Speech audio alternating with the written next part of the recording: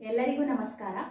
ನನ್ನ Coorg home kitchen ಬ್ಲಾಗ್ಗೆ ಸ್ವಾಗತ ಮಾಡಿಕೊಂಡು ಇವತ್ತು ಒಂದು ಅದ್ಭುತವಾದಂತಹ ವಿಡಿಯೋವನ್ನ ಮಾಡ್ತಾ ಇದ್ದೀನಿ. ಎಲ್ಲೂ ಕೂಡ ವಿಡಿಯೋನ ಸ್ಕಿಪ್ ಮಾಡ್ದೇನೆ ನೋಡಿ. ಇನ್ ಕೇಸ್ ನನ್ನ ವಿಡಿಯೋ ಏನಾದರೂ ಇಷ್ಟ ಆದರೆ ಪ್ಲೀಸ್ ಒಂದು ಲೈಕ್ ಮಾಡಿ, ಹಾಗೆಯೇ ನಿಮ್ಮ ಫ್ರೆಂಡ್ಸ್ ಆ್ಯಂಡ್ ಫ್ಯಾಮಿಲಿಗೆಲ್ಲ ಶೇರ್ ಮಾಡಿ ಅಂತ ಹೇಳ್ತಾ ಇವತ್ತಿನ ವಿಡಿಯೋವನ್ನು ಸ್ಟಾರ್ಟ್ ಮಾಡೋಣ ಬನ್ನಿ. ಇವತ್ತು ನಾನು ಹಸುವಿನ ಹಾಲಿನ ಗಿಣ್ಣನ್ನು ಮಾಡ್ತಾಯಿದ್ದೀನಿ. ಈ ಹಸುವಿನ ಹಾಲಿನ ಗಿಣ್ಣು ಅಂದರೆ ಎಲ್ರಿಗೂ ಕೂಡ ತುಂಬಾ ಇಷ್ಟ ಆಗುತ್ತೆ. ಆದರೆ ಇವಾಗ ಎಲ್ಲರೂ ಹಸುಗಳನ್ನ ಸಾಕೋದು ಕೂಡ ಕಡಿಮೆ ಆಗಿರೋದ್ರಿಂದ ಅಷ್ಟೊಂದು ಸಿಗಲ್ಲ. ಆದರೆ ಒಂದೊಂದು ಸರಿ ಹಳ್ಳಿ ಕಡೆ ಎಲ್ಲ ಒಬ್ಬೊಬ್ಬರು ಹಸುಗಳನ್ನೆಲ್ಲ ಸಾಕ್ತಿದ್ರು, ಆವಾಗ ಈ ಥರ ಗಿಣ್ಣನ್ನು ಮಾಡ್ಕೊಳ್ತಾಯಿದ್ರು. ಆದರೆ ಇವಾಗ ಹಳ್ಳೀಲೂ ಕೂಡ ಹಸುಗಳು ಎಲ್ಲ ಕಡಿಮೆ ಆಗಿದೆ ಸಾಕೋದು. ಆದರೆ ಒಬ್ಬೊಬ್ಬರು ಮನೇಲಿ ಮಾತ್ರ ಸಾಕಿರ್ತಾರೆ. ಇವಾಗ ನಾನು ಅದೇ ಹಸುವಿನ ಹಾಲಿನ ಗಿಣ್ಣನ್ನು ಮಾಡಿ ತೋರಿಸ್ತಾ ಇದ್ದೀನಿ ನೋಡಿ. ಇವಾಗ ನಾನು ಮೊದಲನೇ ದಿನದ ಹಾಲು ಇರುತ್ತೆ ನೋಡಿ, ಅದನ್ನು ಹಾಕ್ಕೊಳ್ತಾ ಇದ್ದೀನಿ. ಅದನ್ನು ನಾನು ಒಂದು ಅರ್ಧ ಕಪ್ ಆಗುವಷ್ಟು ನಾನು ಮೊದಲನೇ ದಿನ ಅಂದರೆ ಈ ಕರು ಹಾಕಿದ ತಕ್ಷಣವೇ ಸಿಗುತ್ತೆ ನೋಡಿ, ಆ ಹಾಲನ್ನು ನಾನು ಹಾಕ್ಕೊಳ್ತಾ ಇದ್ದೀನಿ. ಇವಾಗ ಅದನ್ನು ಹಾಕಿದ ನಂತರ ಇದು ಒಂದು 3 ದಿನದ ಹಾಲಿರುತ್ತೆ. ಇದು ಮೊದಲು ಹಾಕಿದ್ದು ನಾನು ಕರು ಹಾಕಿದಾಗ ಫಸ್ಟು ಇರುತ್ತೆ ನೋಡಿ, ಆ ಹಾಲು. ಇದು 2ನೇ ದಿನದ ಹಾಲು. ಮತ್ತು ಇನ್ನೊಂದು ಸ್ವಲ್ಪ ಹಾಕ್ತೀನಿ ನೋಡಿ, ಅದು 3ನೇ ದಿನದ ಹಾಲು. ಇದು ಎಲ್ಲವನ್ನು ಕೂಡ ನಾನು ಅರ್ಧ ಅರ್ಧ ಕಪ್ಪನ್ನು ನಾನು ಹಾಕ್ಕೊಳ್ತಾ ಇದ್ದೀನಿ. ಅದಕ್ಕೆ ನಾನು ನೋಡಿ ಇವಾಗ ಇದು 3ನೇ ದಿನದ ಹಾಲನ್ನು ನಾನು ಹಾಕ್ತಾಯಿದ್ದೀನಿ. ಇದೆಲ್ಲವನ್ನು ಹಾಕಿದ ನಂತರ ನಮಗೆ ಸ್ವಲ್ಪ ಹಾಲು ಬೇಕಿದ್ದರೆ ಹಾಕ್ಕೊಳ್ಬೋದು, ಬೇರೆ ಹಾಲನ್ನು. ನಾನು ಇದಕ್ಕೆ ಸ್ವಲ್ಪ ಹಾಲನ್ನು ಹಾಕ್ಕೊಳ್ತಾ ಇದ್ದೀನಿ ಅಷ್ಟೇ. ಅಂದರೆ ಬೇಡ ಅಂದರೆ ನಮಗೆ ಸ್ವಲ್ಪ ತಿಕ್ಕಾಗಿ ಬರಬೇಕು ಗಿಣ್ಣು ಅಂತ ಹೇಳಿದ್ರೆ ನಾವು ಹಾಲೇನೂ ಹಾಕ್ಕೊಳ್ಳೋ ಅವಶ್ಯಕತೆಯೇ ಇರೋಲ್ಲ, ಹಾಗೇ ಮಾಡ್ಬೋದು. ತುಂಬ ಚೆನ್ನಾಗಿರುತ್ತೆ. ಒಂದೊಂದು ಸರಿ ಗಟ್ಟಿ ಬಂದುಬಿಡುತ್ತೆ, ಅದಕ್ಕೋಸ್ಕರ ನಾನು ಬೆಲ್ಲವನ್ನು ಮೆಲ್ಟ್ ಮಾಡಿ ನಾನು ಹಾಕ್ಕೊಳ್ತಾ ಇದ್ದೀನಿ. ಅದಕ್ಕೋಸ್ಕರ ನಾನು ಬೇರೆ ಹಾಲನ್ನು ಹಾಕ್ಕೊಳ್ಳಲ್ಲ. ಇದಕ್ಕೆ ನೀರು ಹಾಕಿದಾಗ ಇದರಲ್ಲೇ ನೀರಿರುತ್ತೆ ನೋಡಿ, ಅದಕ್ಕೋಸ್ಕರ ನಾನು ಹಾಲನ್ನು ಹಾಕ್ಕೊಳ್ತಾ ಇಲ್ಲ, ಅದರಲ್ಲೇ ಮಾಡ್ಕೊಳ್ತಾ ಇದ್ದೀನಿ. ನೀವು ಬೇಕಿದ್ದರೆ ಸ್ವಲ್ಪ ಹಾಲನ್ನು ಹಾಕ್ಕೊಳ್ಬೋದು. ಯಾಕೆಂದರೆ ನೀರು ಹಾಕಿದ್ರೆ ಸ್ವಲ್ಪ ಅಷ್ಟೊಂದು ಗಟ್ಟಿ ಬರಲ್ಲ, ಇದು ತುಂಬ ಚೆನ್ನಾಗಿ ಬರುತ್ತೆ ಈ ರೀತಿ ಮಾಡಿದ್ರೆ. ನಾನು ಇವಾಗ ಬೆಲ್ಲವನ್ನು ಮೆಲ್ಟ್ ಮಾಡ್ಕೊಳ್ತಾ ಇದ್ದೀನಿ. ಅಂದರೆ ನಮಗೆ ಎಷ್ಟು ಬೇಕಾಗುತ್ತೆ ನೋಡಿ, ಸ್ವೀಟ್ ಜಾಸ್ತಿ ಬೇಕು ಅಂತಂದರೆ ಜಾಸ್ತಿ ಅಚ್ಚನ್ನು ಹಾಕ್ಕೊಳ್ಬೋದು.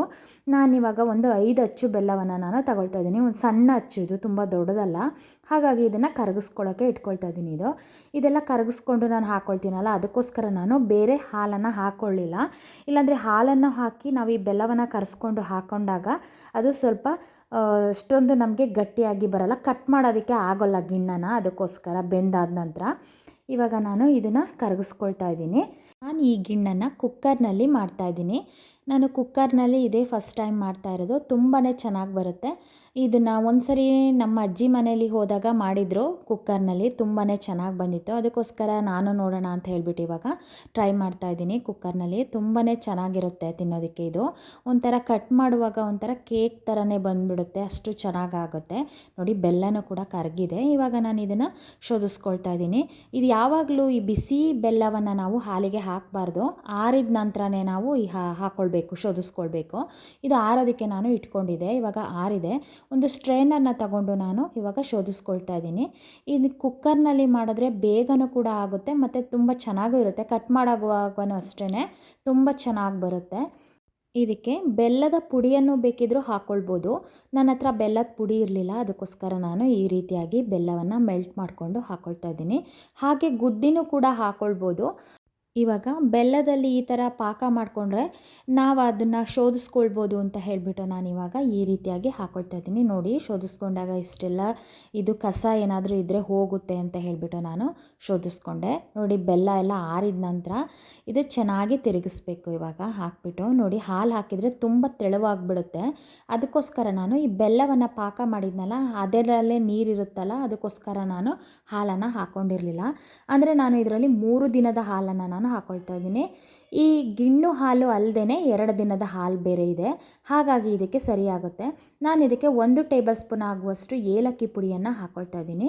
ಏಲಕ್ಕಿ ಪುಡಿಯನ್ನು ನಾನು ಮೊದಲೇ ಪುಡಿ ಮಾಡಿಕೊಂಡು ಇಟ್ಕೊಂಡಿದ್ದೆ, ಅದನ್ನು ನಾನು 1 ಟೇಬಲ್ ಸ್ಪೂನ್ ಆಗುವಷ್ಟು ಹಾಕ್ಕೊಳ್ತಾ ಇದ್ದೀನಿ. ತುಂಬ ಚೆನ್ನಾಗಿರುತ್ತೆ ಇದಕ್ಕೆ ಏಲಕ್ಕಿ ಪುಡಿ ಹಾಕಿದ್ರೆ, ಟೇಸ್ಟ್ ಘಮನೂ ಕೂಡ ತುಂಬ ಚೆನ್ನಾಗಿರುತ್ತೆ. ಒಬ್ಬೊಬ್ಬರು ಸಕ್ಕರೆಯಲ್ಲೂ ಕೂಡ ಮಾಡ್ತಾರೆ. ಸಕ್ಕರೆಯಲ್ಲಿ ಮಾಡಿದ್ರೆ ಕಲರ್ ವೈಟ್ ಕಲರಾಗಿ ಬರುತ್ತೆ. ಇದು ಬೆಲ್ಲದಲ್ಲಿ ಮಾಡಿದ್ರೆ ರುಚಿ ತುಂಬಾ ಚೆನ್ನಾಗಿರುತ್ತೆ, ಅದಕ್ಕೋಸ್ಕರ ನಾನು ಬೆಲ್ಲದಲ್ಲಿ ಮಾಡ್ತಾಯಿದ್ದೀನಿ. 2ರಲ್ಲೂ ಕೂಡ ಮಾಡ್ಕೊಳ್ಬೋದು, ತುಂಬ ಚೆನ್ನಾಗಿ ಬರುತ್ತೆ. ಇವಾಗ ನಾನು ಒಂದು ಕುಕ್ಕರನ್ನು ತಗೊಳ್ತಾ ಇದ್ದೀನಿ. ಈ ಥರ ಕುಕ್ಕರ್ನ ತಗೊಂಡ್ರೆ, ಯಾವುದೇ ರೀತಿಯಾದಂತಹ ಕುಕ್ಕರ್ ತಗೊಂಡ್ರೆ ಸಾಕು, ಆ ಪಾತ್ರೆ ಹಿಡಿಸುವಂಥ ಕುಕ್ಕರ್ ಇದ್ದರೆ ಸಾಕು. ನಾನಿವಾಗ ಇದಕ್ಕೆ ಸ್ವಲ್ಪ ನೀರನ್ನು ಹಾಕ್ಕೊಳ್ತಾ ಇದ್ದೀನಿ. ತುಂಬ ನೀರನ್ನು ಕೂಡ ಹಾಕ್ಕೊಳ್ಬಾರ್ದು. ಯಾಕೆಂದರೆ ಆ ಪಾತ್ರೆ ಎಲ್ಲ ಮುಳುಗಿ ಹೋಗ್ಬಿಟ್ಟು ಆಮೇಲೆ ಆ ನೀರಿರುತ್ತೆ ನೋಡಿ, ಆ ಹಬೆಯಲ್ಲಿ ಒಂಥರ ಬಂದು ಮೇಲ್ಗಡೆ ಎಲ್ಲ ಇದಾಗ್ಬಿಡುತ್ತೆ.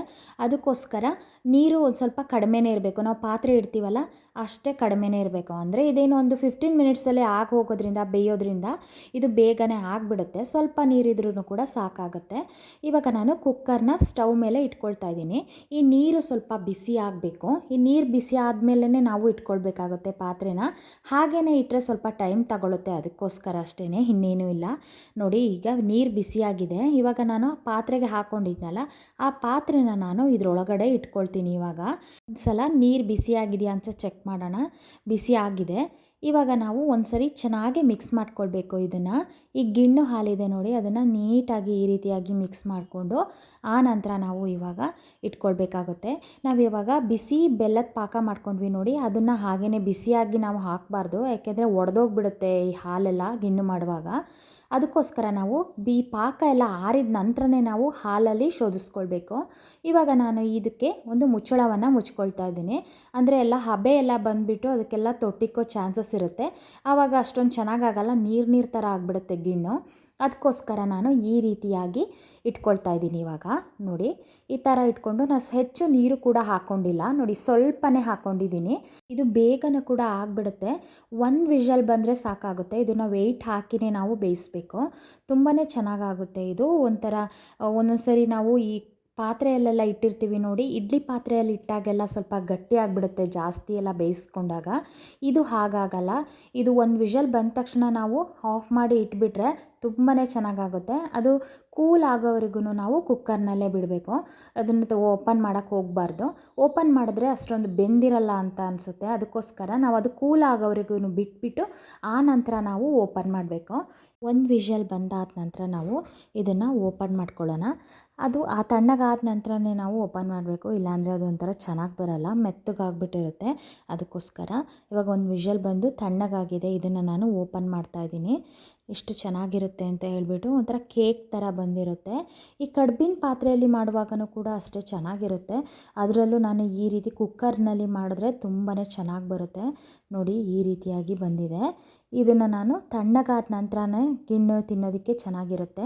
ಈ ಬಿಸಿ ಬಿಸಿಯಲ್ಲಿ ಎಷ್ಟೊಂದು ಚೆನ್ನಾಗಿರಲ್ಲ. ನೋಡಿ ಈ ರೀತಿಯಾಗಿ ಬಂದಿದೆ.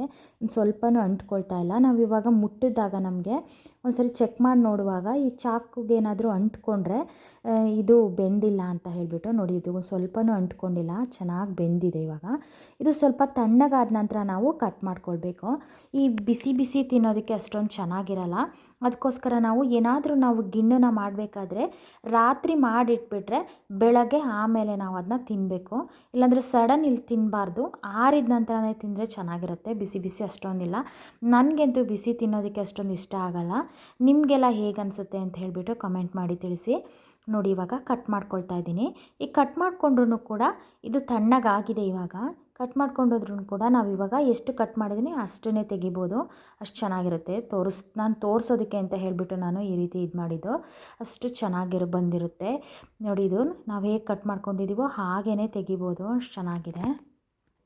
ಕುಕ್ಕರ್ನಲ್ಲಿ ಇವಾಗ ಗಿಣ್ಣು ಕೂಡ ರೆಡಿಯಾಗಿದೆ. ತುಂಬಾ ಚೆನ್ನಾಗಿ ಬಂದಿದೆ ಈ ಗಿಣ್ಣು. ಇವಾಗ ನಾನು ಟೇಸ್ಟ್ ಮಾಡಿಬಿಟ್ಟು ಹೇಗಿದೆ ಅಂತ ಹೇಳ್ತೀನಿ. ತಿನ್ನೋದಕ್ಕೂ ಅಷ್ಟೇ ತುಂಬಾ ಚೆನ್ನಾಗಿ ಬಂದಿದೆ. ಇದನ್ನು ನಾನು ರಾತ್ರಿ ಮಾಡಿ ಇಟ್ಕೊಂಡಿದ್ದೆ ಗಿಣ್ಣನ್ನು. ಏಕೆಂದರೆ ನಾವು ಬೆಳಗ್ಗೆನೇ ನಾವು ದೇವಸ್ಥಾನಕ್ಕೆ ಹೋಗಬೇಕಾಗಿತ್ತು. ಚಾಮುಂಡಿ ಬೆಟ್ಟಕ್ಕೆ ಹೋಗೋಣ ಅಂತ ಹೇಳಿಬಿಟ್ಟು ಎಲ್ಲ ಹೊರಟ್ಕೊಂಡಿದ್ವಿ. ಅದಕ್ಕೋಸ್ಕರ ನಾವು ರಾತ್ರಿಯೇ ಮಾಡಿಕೊಂಡು ಇಟ್ಕೊಂಡ್ಬಿಟ್ಟಿದ್ವಿ. ರಾತ್ರಿ ವ್ಲಾಗ್ನ ನಾನು ಕಂಟಿನ್ಯೂ ಮಾಡ್ತಾಯಿದ್ದೀನಿ. ಹಾಗೆಯೇ ನಾವು ಬೆಳಗ್ಗೆನೇ ಎಲ್ಲರೂ ಕೂಡ ಈ ದೇವಸ್ಥಾನಕ್ಕೆ ಹೋಗೋಣ ಅಂತ ಹೇಳಿಬಿಟ್ಟು, ಚಾಮುಂಡಿ ಬೆಟ್ಟಕ್ಕೆ ಹೋಗೋಣ ಅಂತ ಹೇಳಿಬಿಟ್ಟು ಹೋಗ್ತಾಯಿದ್ವಿ. ತುಂಬಾ ರಶ್ ಇತ್ತು. ತುಂಬಾ ವೆಹಿಕಲ್ ಕೂಡ ತುಂಬಾ ಇತ್ತು. ನಮ್ಮ ಥರನೇ ಎಲ್ಲರೂ ಕೂಡ ಬೇಗನೆ ಹೋಗೋದಕ್ಕೆ ಎಲ್ಲ ನಾವು ಹೋಗೋಷ್ಟ್ರೊಳಗಡೆ ಎಲ್ಲ ಬಂದುಬಿಟ್ಟಿದ್ರು. ನಮ್ಮ ಥರ ಅವರೂ ಕೂಡ ನಾವು ಹೇಗೆ ಬೇಗ ಹೋದರೆ ಬೇಗ ಪೂಜೆ ಆಗುತ್ತೆ ಅಂತ ತಿಳ್ಕೊಂಡಿರ್ತೀವಿ, ಹಾಗೆಯೇ ಎಲ್ಲರೂ ಕೂಡ ಹಾಗೆಯೇ ತಿಳ್ಕೊಂಡು ಎಲ್ಲರೂ ಬೇಗ ಬಂದುಬಿಟ್ಟಿದ್ರು.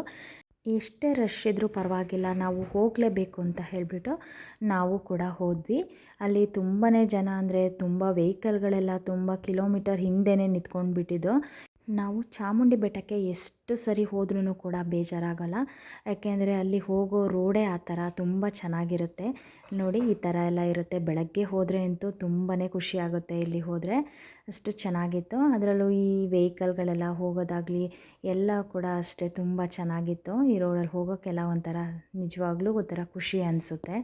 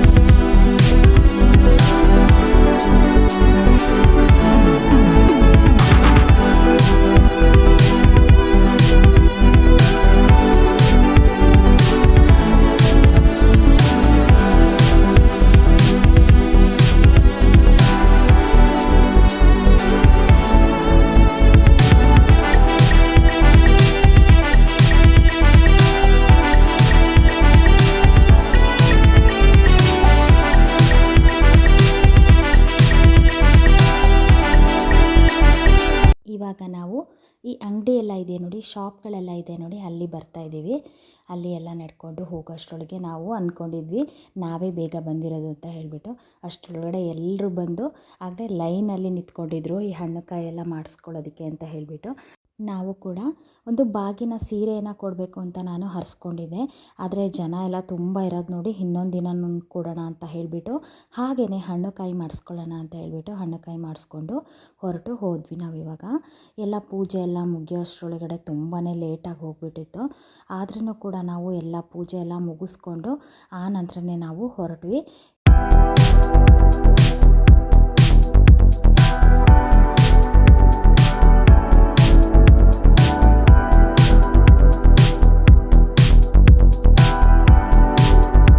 ಇವಾಗ ನಾವು ಚಾಮುಂಡಿ ತಾಯಿ ದೇವಸ್ಥಾನದ ಎದುರುಗಡೆ ಬಂದು ನಿಂತ್ಕೊಂಡ್ವಿ.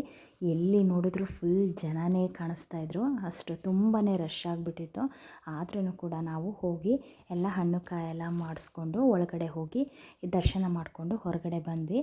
ಬರೋಷ್ಟರೊಳಗಡೆ ಅಲ್ಲಿ ಕೂಡ ಎಲ್ಲ ಹೊರಗಡೆನೂ ಕೂಡ ಅಲ್ಲಿ ಪೂಜೆ ಎಲ್ಲ ಮಾಡ್ಕೊಳ್ತಾಯಿದ್ರು. ದರ್ಶನ ಎಲ್ಲ ಮುಗಿಸ್ಕೊಂಡು ಹಾಗೆಯೇ ಪೂಜೆ ಎಲ್ಲ ಮುಗಿಸ್ಕೊಂಡು ಹೊರಗಡೆ ಸ್ವಲ್ಪ ಅಲ್ಲೇ ಮಂಟಪ ಥರ ಇದೆ ನೋಡಿ ದೇವಸ್ಥಾನದ ಎದುರುಗಡೆ, ಅಲ್ಲಿ ಸ್ವಲ್ಪ ಹೊತ್ತು ಕೂತ್ಕೊಂಡಿದ್ವಿ. ಹಾಗೆಯೇ ಕೂತ್ಕೊಂಡು ನೋಡ್ತಾ ಇದ್ದಂಗೆ ನಾವು ಬಂದ್ರೂ ಕೂಡ ಇನ್ನೂ ಜನ ಬರ್ತಾನೆ ಇದ್ದರು.